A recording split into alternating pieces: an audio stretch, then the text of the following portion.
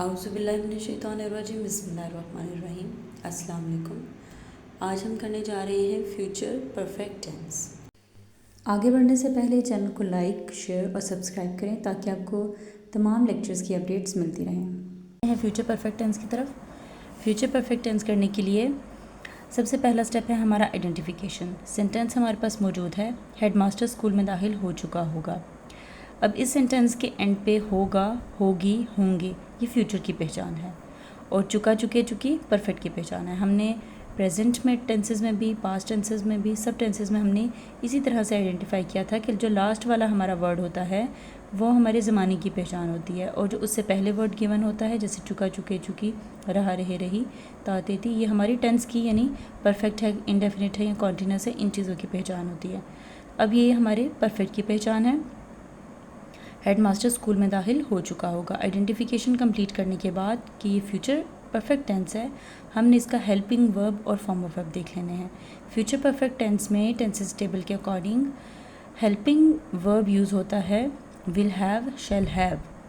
Future perfect tense में helping verb use होता है विल हैव, शैल हैव और फॉर्म ऑफ वर्ब यूज़ होती है थर्ड। जितने भी परफेक्ट टेंसेस हैं सब में third form of verb use होती है।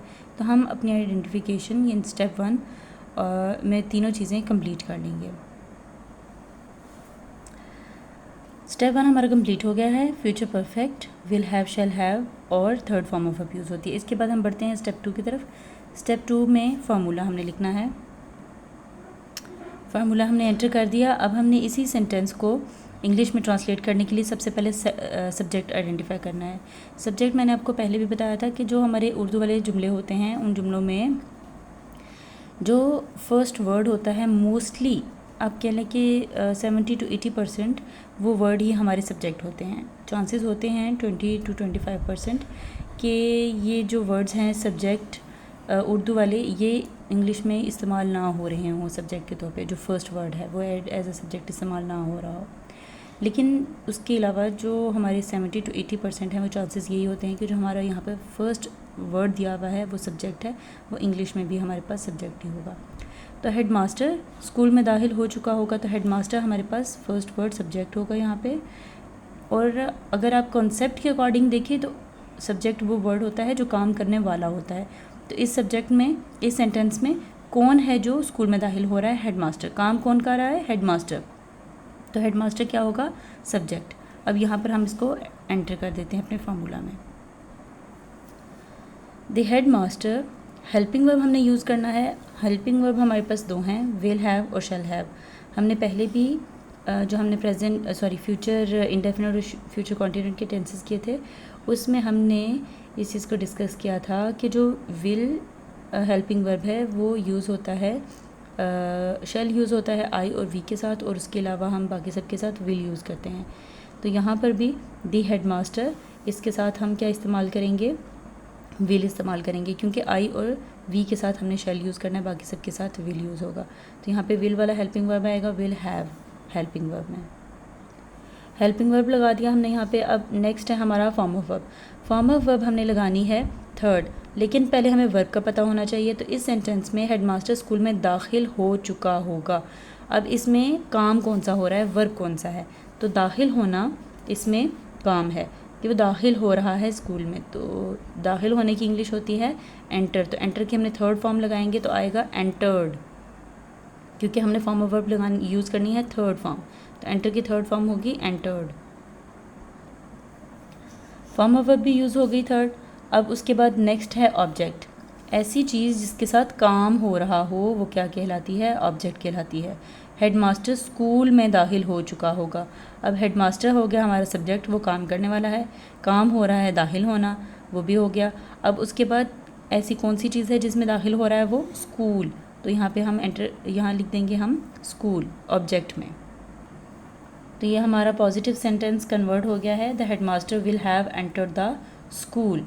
अब इसके बाद ये हमारा पॉजिटिव सेंटेंस था या अफर्मेटिव सेंटेंस भी कहते हैं जिसको। अब हम इसको नेगेटिव सेंटेंस में कन्वर्ट करते हैं, हेडमास्टर स्कूल में दाखिल नहीं हो चुका होगा।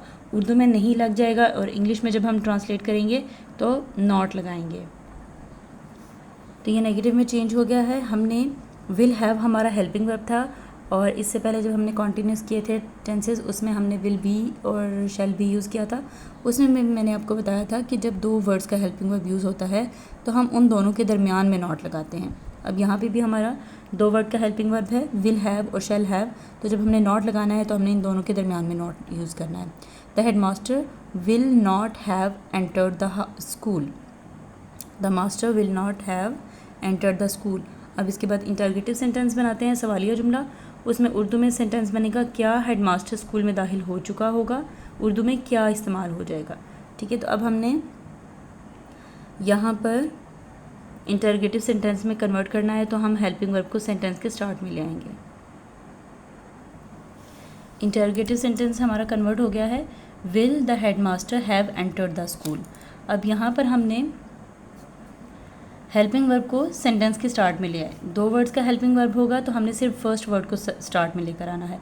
तो विल को हमने स्टार्ट में लिख दिया, will the headmaster have already अपनी जगह पे रहेगा, एंटर द स्कूल।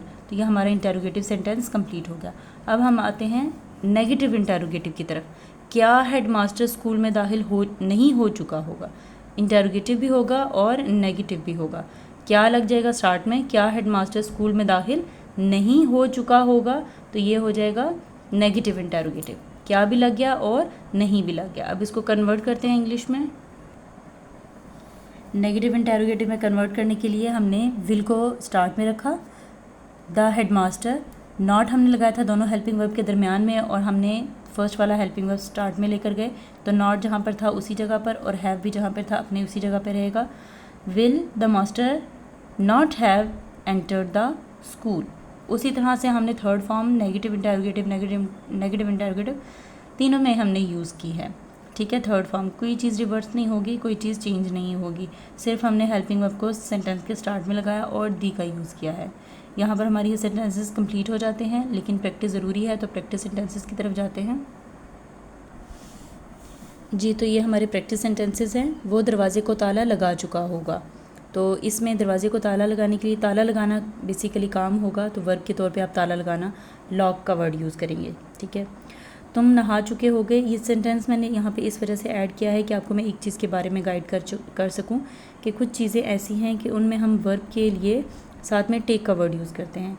जैसे नाश्ता करना, टेक ब्रेकफास्ट, चाय पीना, टेक टी। इसी तरह से मेडिसिन लेना, टेक मेडिसिन। इसी तरह जैसे यहाँ पर नहाना या गुस्ल करने की बात करेंगे तो उसके लिए भी टेक बाथ। तो कुछ इस तरह के वर्ड्स होते हैं जिनमें हम वर्ब की जगह पे, उन वर्ड्स के साथ वर्ब की जगह पे टेक का वर्ड यूज़ करते हैं। तो तुम नहा चुके हो गए, इसमें नहाने की इंग्लिश होगी बात, और साथ में हम इसमें वर्ब को इस्तेमाल करेंगे हम टेक के लिए। तमाम परिंदे उड़ चुके होंगे, उड़ने के लिए फ्लाई का वर्ड होगा, उसकी आप थर्ड फॉर्म फ्लॉन यूज़ करेंगे। बागबान क्यारियाँ तैयार कर चुके होंगे, तो बागबान की इंग्लिश होगी गार्डनर, और क्यारियों के लिए हम इस्तेमाल करेंगे वर्ड फ्लावर्स बेड का। नेक्स्ट सेंटेंस है हम मकान तब्दील कर चुके होंगे, तब्दील करने के लिए चेंज का वर्ड इस्तेमाल करेंगे। और इन सब सेंटेंसेस को आप पॉजिटिव, नेगेटिव और इंटरोगेटिव सब में चेंज करें और अच्छे से प्रैक्टिस करें। Practice makes a man perfect. इसके साथ ही चैनल को सब्सक्राइब करें। थैंक यू, अल्लाह हाफिज़।